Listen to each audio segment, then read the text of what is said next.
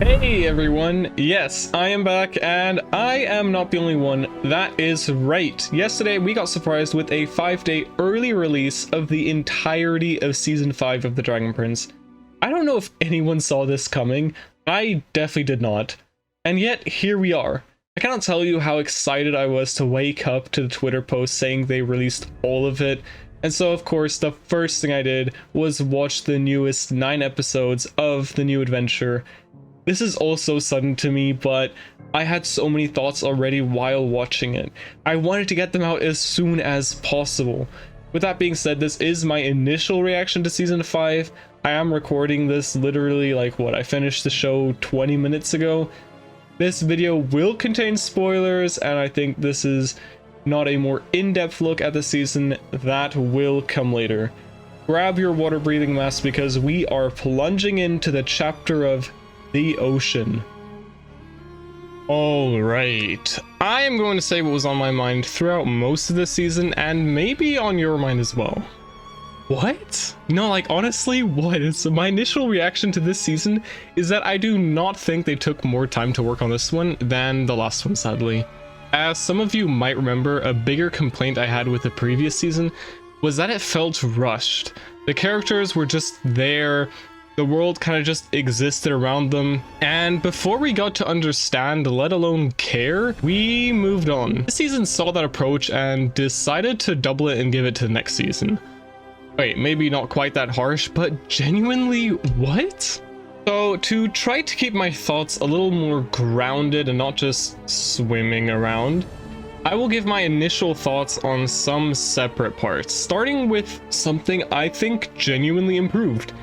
That was a storyline between Queen Janai and Aunt Amaya. I think moving away from the storyline between humans and elves conflict really is something that the plotline benefited from, making it more goal-driven and having something to clearly work towards, knowing what that something is, and knowing what it is for. However, we do run into the problem of the Blood Moon Huntress. Now, you might think, but hey, the Blood Moon Huntress was such a cool character whose action was really enticing and edgy. That I say you are totally correct. The problem lies more within the fact that, similarly to Season 4, things make less sense if you aren't completely up to date with their books that they bring out and the stories they post on social media and their website. I will refer to this as the Rayla problem because it is such a huge gap in Season 4 when Rayla just disappeared, and it is really the first time they did this. Anyway, so the Blood Moon Huntress falls into the Rayla problem, where she is cool and all, but we just don't really understand anything about why do they exist? Why haven't we heard of them before? Why is she still alive? What can she do? What can't she do? Bringing things out of the blue is something that happens more and more. Before I move on to the bigger plot lines, I just want to say that I thought the animation was really nice again. It's definitely less stylized in the first season, but that's also just a nice way of saying that they played at very few frames per second. The music this time around didn't pop out as much as it did in Season 4, but honestly, I really liked the theme of the sea villain and his ship, and yeah, all around it was good, just nothing crazy. I just want to quickly add on to this, the character designs. We didn't really get a lot of new characters, to be honest. We mostly just got the sea villains, and I think their designs were done well, but to be fair, there were only 2 real designs that mattered, and apart from that, everyone kind of just looked normal, which I think is sad. It's something that I mentioned in the 4th season as well, but at least their designs were very unique and very stylized, which I think is something great and they should continue doing. Sea villain brings us to the next the story our main heroes go on.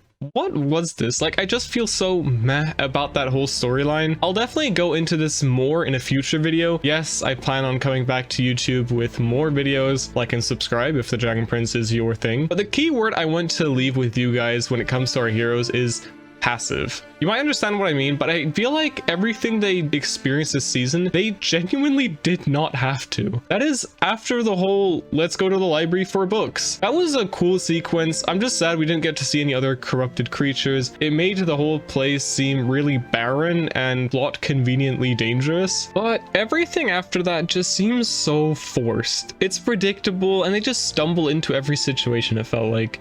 Oh, there happens to be an evil leader guy. We'll end up needing to fight for his boat, right? Oh, no, Vilas is there. But then the evil captain will want what they want, right? Oh, no, they're just stealing something from him that he happened to show Ezrin for no logical reason. Like, what? Why is this the story? Also, when we enter the port, we have a basic salesperson selling Leviathan everything. And then we are supposed to believe that Leviathans are rare or valuable? That is already without considering we have no idea what these Leviathans are. They're just the equivalent of money, but we don't even know the value of it. Captain was cool, I guess. The design of the big wood guy is also pretty sweet. It earns its edgier tone with the torture of Callum as well, so that was nice. I don't know, I'm so deflated with how pointless that story felt. Like, I understand they wanted Callum to learn the Ocean Arcanum, and that moment was interesting, but then the gravitas is just thrown out the window when he gets picked up by Elmer, and we're back to the same problem again. Like, why?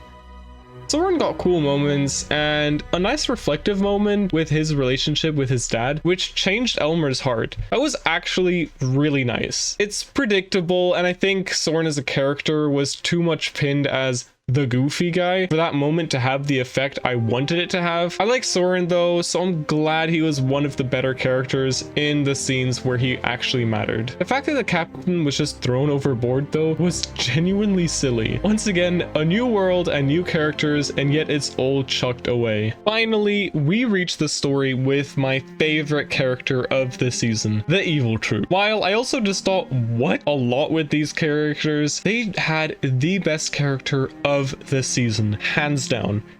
Viren. I loved him in this season. His dream sequences were easily the best. Visually stunning as well, emotionally carried impact because we have followed his decisions from the beginning, seeing the horrible outcomes. Seeing him in such a lost and vulnerable state now puts his character into a whole new light. The fact that he also just stared off for the rest of like the season was genuinely funny. He was so well done, and I really feel like they hit the right mark of show don't tell for him. However, for each great thing you need a less than great thing to balance it out. Why is Terry a thing? I didn't fully explain why I don't like the character previously, but this season did not help him one bit. Why is he here? Why is he with Claudia? He clearly pours his heart out to her and she does not. What does he see in her? She barely seems to notice all the things that he does for her, let alone do things for him. Him being an Earthblood elf was once again used mostly for jokes and laughs at him being weird, except the relieving line. That was gold, no one can say otherwise. Last but definitely not least, we have the main man, Aravos.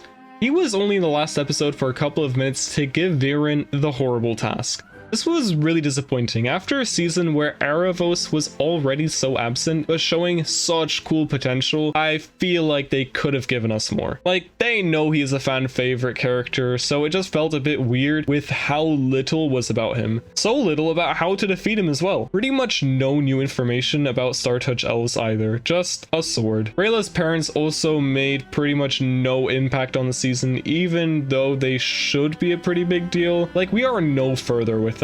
All right, everyone, writing this, I realized this video will already be longer than I wanted, and I barely covered a quarter of what I thought of this season. There definitely are good things about this season, but clearly a few shortcomings as well. The season overall felt weirdly paced, where I feel like the first 3 episodes could have just been 1 episode, and things only started to happen near the end, just for them to end a couple of episodes later. I'll definitely make a video going more in depth explaining why I think this season wasn't it for me, because I feel like I can articulate it a lot better this time, even with examples. I'm excited to try out my first video analysis since I've never really done that for movies before, but it is something I enjoy. Also, I saw now recently that a few people came out saying they really enjoyed the season, which is great. Like, I'm really happy if you really liked the season. I want to hear from you guys as well here. Like, if you liked it. If you did, that's great. If you did didn't, tell me why. If you did, tell me why. What are your thoughts? What did you like or not like? Who was your favorite character this time around? I know I was gone for almost a year at this point, but I really want to continue, get back to what I started, and your incredible feedback has been really such a great motivation. That's it for today though. Take care. Bye.